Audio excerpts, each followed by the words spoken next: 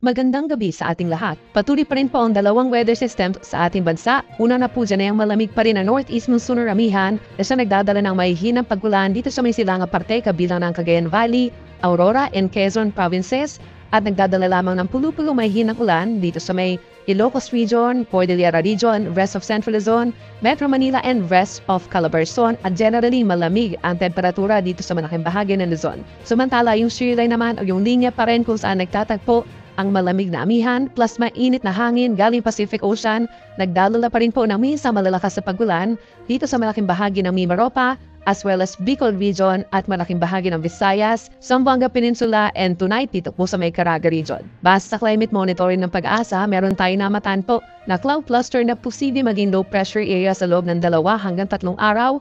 Nakikita natin itong cloud cluster posibleng tumawid dito sa may southern portion of Palawan, magpapaulan doon, maring simula po bukas, at magpapaulan pa rin dito sa malaking bahagi ng Palawan sa susunod pa na 2 araw habang nandito sa may southern portion ng West Philippine Sea. Samantala, yung ating mga cloud clusters naman na namataan dito sa may silangan ng Visayas at doon sa may silangan po ng Taiwan sa labas ng ating PAR, wala naman nakikitang threat or pangamba sa ating mga kababayan. Asahan pa rin po ang maulan na panahon dito sa malaking bahagi ng Southern Luzon bukas, that's Tuesday, November 21.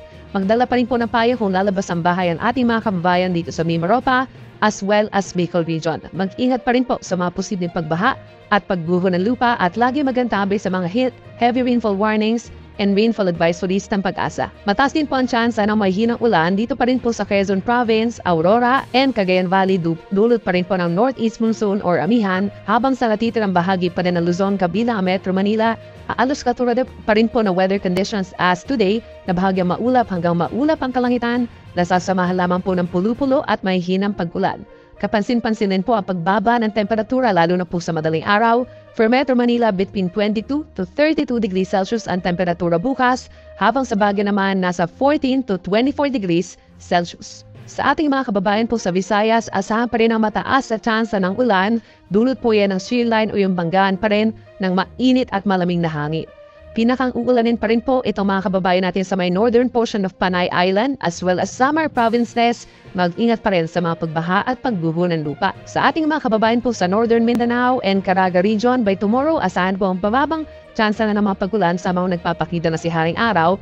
Sasabayan naman yan ng maulang panahon dito sa may Zamboanga Peninsula, Basilan, Sulu, and Tawi-Tawi dahil doon sa nabanggit natin po na cloud clusters dito sa may Sulu Sea. Mag-ingat po sa mga posibleng pagbaha pa rin at pagguho ng lupa.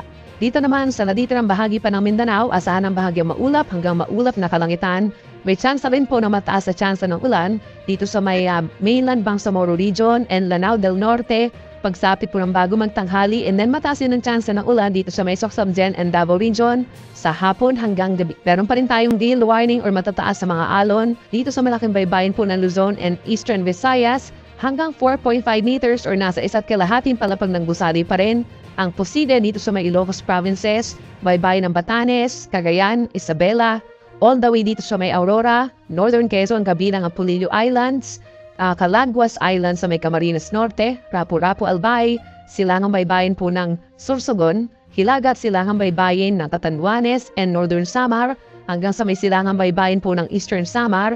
Delikado pa rin ang mga pag-alon lalo na sa maliliit na sasakyang pandagat.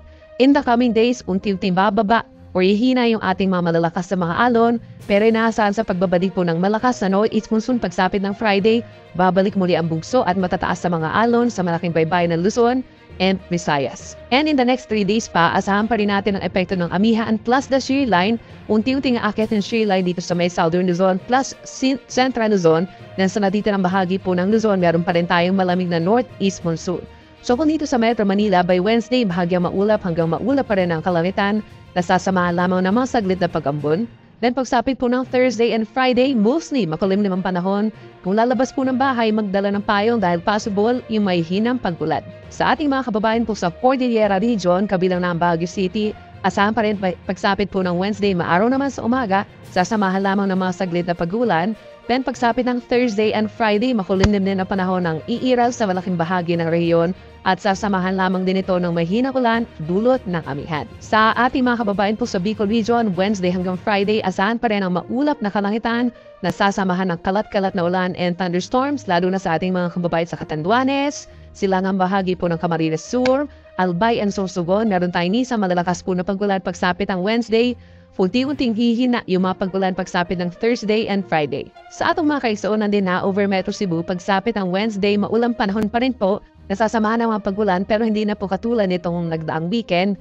Then pagsapit po ng Thursday and Friday, mas bubuti ang panahon, generally maaraw naman, at mababa ang tsansa ng pagulan.